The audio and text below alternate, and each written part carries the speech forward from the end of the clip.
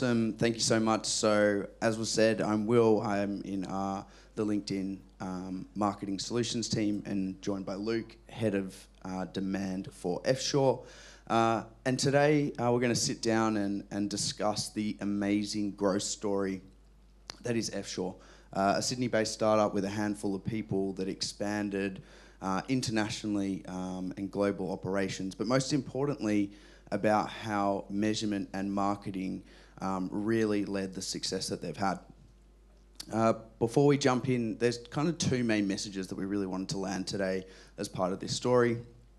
The first being the importance of brand in driving revenue outcomes. Hopefully we're able to demonstrate that today. It's also not every day that you get a head of demand generation talking about the importance of brand. So that will make the conversation interesting. And secondly, a case study on how measurement, when done right, can really put the marketing function in the driver's seat of an organisation. So before I go to our agenda, Luke, can you tell us a little bit about Eftsure, who they are and what they do? Yeah, thanks, Will. Yeah, excited to take everyone into the crazy world of B2B. I feel it's been a very heavy B2C day. So Eftsure, they started out trying to solve a problem that the founders ran into. So the founders were putting an ad in the newspaper. So they'd, organise the ad, organise the payment and send it across, and then open up the newspaper the next day and the ad wasn't there. So they rang up and said, hey, what happened? And they never received the payment. So what one of the founders had done had put the wrong account number in, and the payment basically just disappeared. So what Eftsure essentially does in a nutshell is make sure that when you are making those payments that you get a nice little green thumb and that your money's going where it's supposed to go. That's it. Amazing, thank you. So we've got 4 parts to today's agenda. The first is really taking a step back and looking about the challenge in measuring brand, particularly in B2B, the Eftsure growth story, and how marketing really led that. And then the US expansion, merging into a new market, and the critical role that LinkedIn played as part of that. And we'll finish off with something practical, a takeaway of how you can kind of leverage some of this to drive impact in your own organisation. So we're going to kick off with a bit of a challenge, the B2B measurement dilemma. Appreciate brand is hard to measure, full stop, but particularly hard in B2B. We've got 12 to 18 month sales cycles. The latest research that we have is there's up to 20 people, 20 decision makers in a buying group in an enterprise organisation. And really often our marketing efforts are filtered through a sales team before we realise revenue. So it's particularly difficult and tough to pinpoint where value is generated. What we have behind us is a great visual of probably the biggest challenge that we face, and that is the 95-5 rule. It was popularised by Byron Sharp and the Ehrenberg Bass Institute, but it essentially says that the vast majority of the time, 95% of the time, your buyers are out of market and they're not interested in your services, which sees us revert very often to focusing on this bottom 5% of in-market customers and focusing on metrics like engagement, clicks and leads, and neglecting a really, really important part of driving future cash flows by influencing these out-of-market buyers. So Luke, big challenge, one we've spoken about a lot. From your experience, how have you kind of handled that and mitigated that? Yeah, I think listening to everyone today, I feel like the B2C world is more on the brand bandwagon than the B2B world is. All the organisations I've worked in B2B, the executives are really focused on measuring that 5% and tying all the performance and benefit back to that. And ignoring the 95% that are out there. And it's, I think for us at Eftsure, we don't have a lot of intent for what we do. So it's not like a hamburger or a nice new handbag. There's no one looking for our services.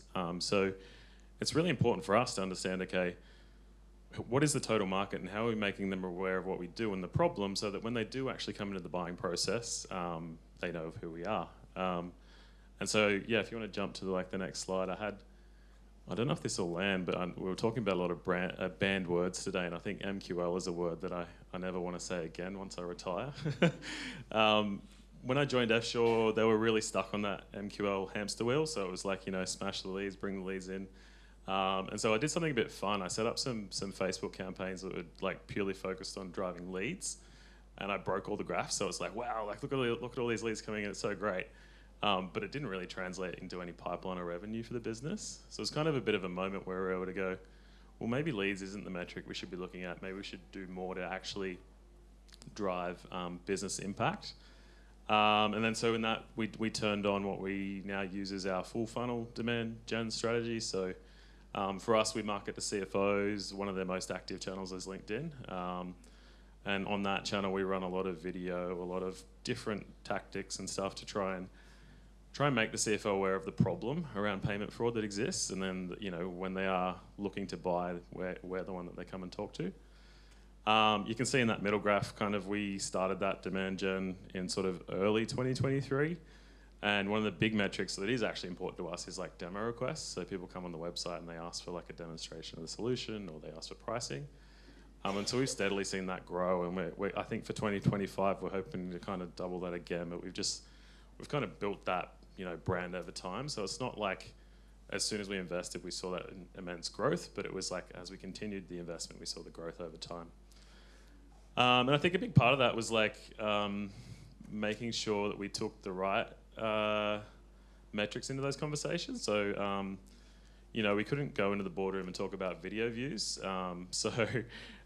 We've got a few solutions that we use in that mix to understand a bit more about, those video brand video ads that we run, what actually impact do they have on the demo requests in terms of the actual deal created? And I think, putting that infrastructure in place was able for us to go back and show the business, this is the impact of what the brand's actually doing, and help support the continued investment in that strategy for the business.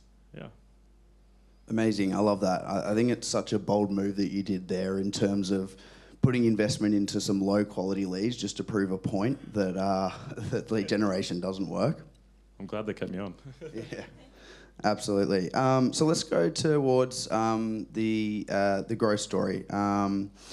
Look, I know that you took a lot from your previous experience in terms of solutions that you integrated, as well as kind of attribution models that you leveraged. And it's been quite a journey, when you guys started, very small budgets, lead generation focused, and a massive shift towards, full funnel strategies, and, significant investment increases in a short period of time. So can you talk a little bit to that story and how, marketing was really in the driver's seat behind that?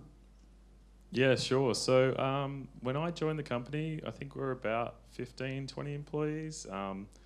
That's the founders, the three founders on the table on the left there.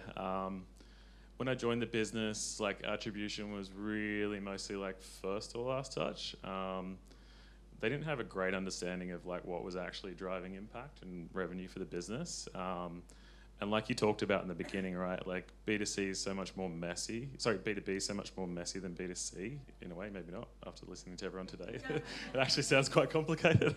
But there's a lot of people in the process, like they don't hit a LinkedIn ad and go, wow, I'm going to do a demonstration. I'm going to buy the solution from that. Like, there's finance, there's IT, there's all these different departments that are involved in buying like a $20,000 to $50,000 software solution. So we had to get away from that and better understand. Like, I still don't think any of the tools actually give you the perfect like analysis of everything, right? I mean, for us, for CFOs, we see like they talk a lot in their networks, and that's how they make buying decisions. Like, we're never really going to catch all that stuff, but I think it gives us a much more informed picture of what's going on. And so we brought in a multi-touch attribution model.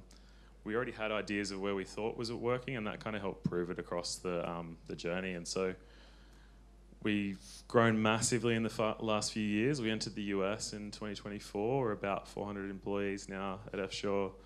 We're big enough that we just bought a company in France. So we're on track to become sort of the global market leader in this space, which is pretty exciting. We started with some pretty dodgy IKEA desks in an office. And you can see now we've got a lovely, beautiful office in North Sydney there in the right-hand shot. So things have been going pretty good.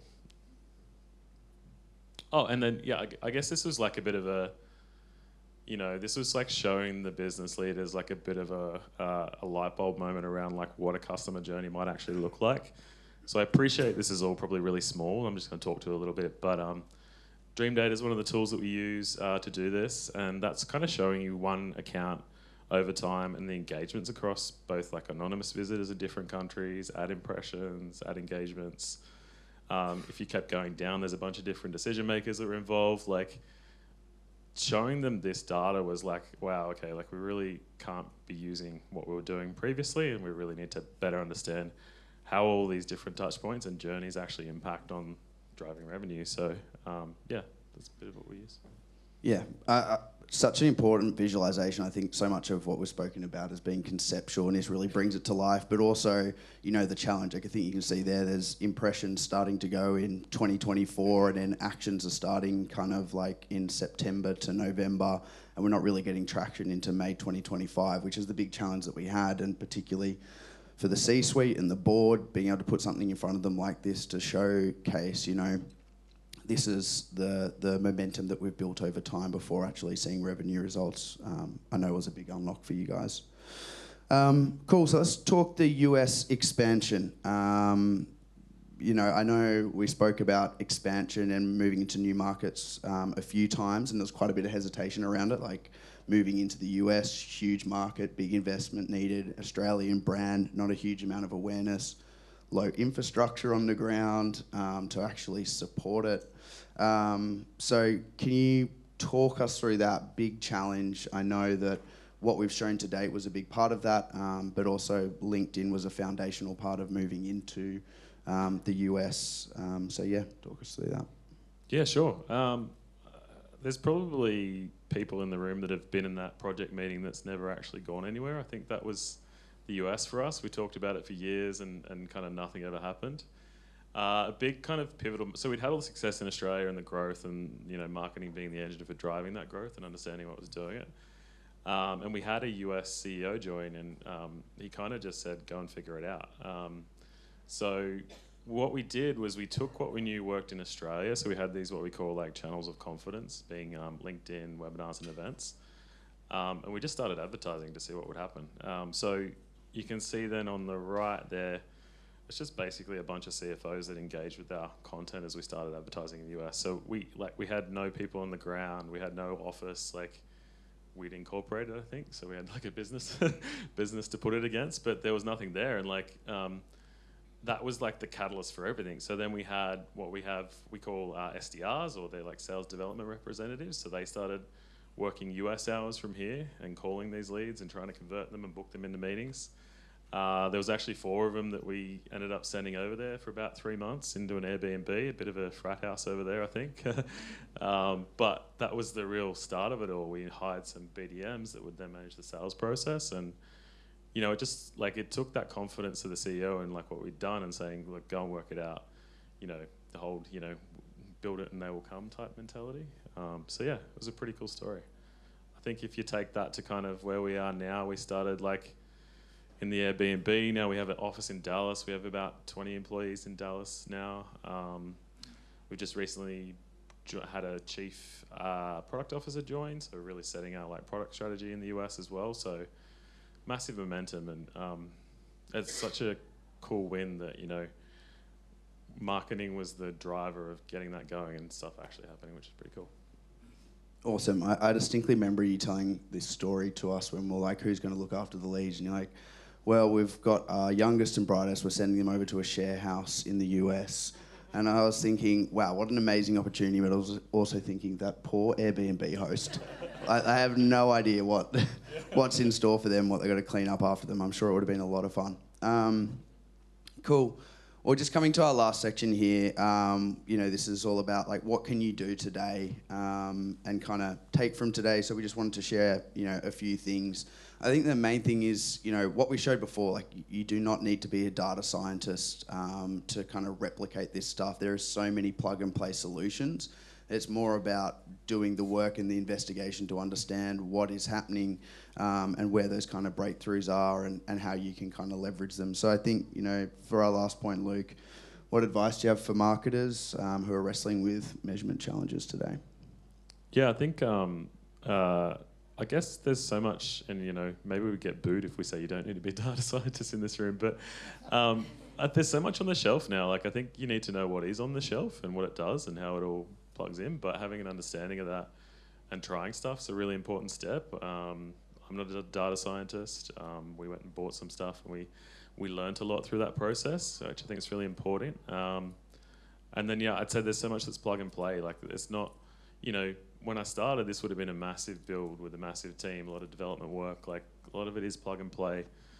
Plug straight into your advertising tools, your CRM and your platforms, and you're unlocking so much more insights straight away.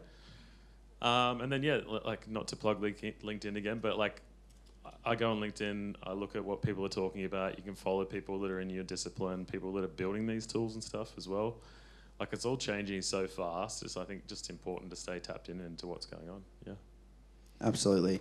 And there's a couple of logos down the bottom. They're mostly B2B focused, but it was kind of the journey that you guys went on to have a look what's out there and assess that and what's the best fit for you. But yeah, like, a lot of them would have a free trial, plug them in. I think Tracksuit is even more B2C, might be a familiar name in the room, but yeah, get in there, have a play.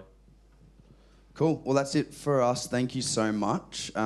We've got, if you want to connect or ask any questions about it, you can connect with us on LinkedIn through those QR codes. Thank you so much. Really appreciate it. Thank you. Thank you. There is one question on Slido.